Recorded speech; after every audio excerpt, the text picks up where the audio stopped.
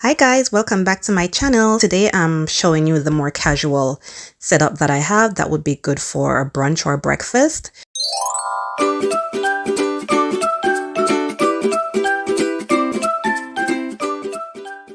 So here I have some jute mats. They are about almost 12 inches, so they are a little bit smaller than a regular charger, but I'm gonna go ahead and use them for this setup.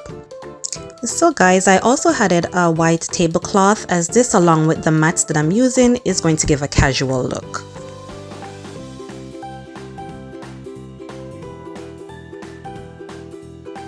Here I have some floral vines. These I got from the dollar store. I think like $3.75 a piece. So I have 3 that I'm using here, and this is going to be my centerpiece.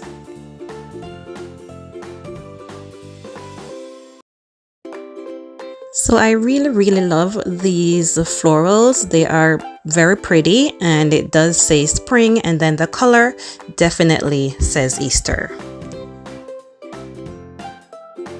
Here I'm using the same plates that I used in my first setup that I did, because remember I said this setup is going to be like a broken down version of that first tablescape that I did.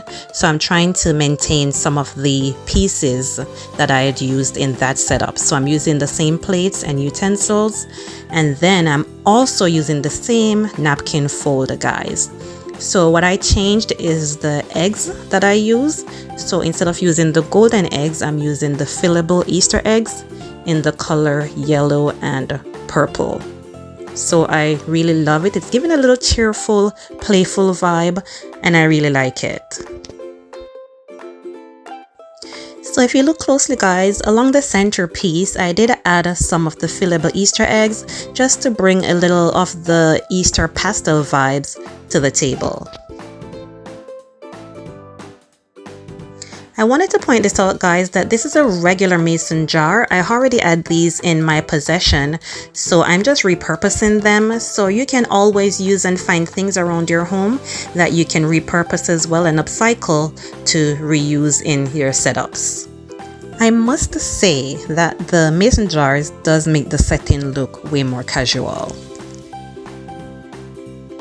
So there you have it, guys, a simple, easy, budget-friendly Easter breakfast brunch setup.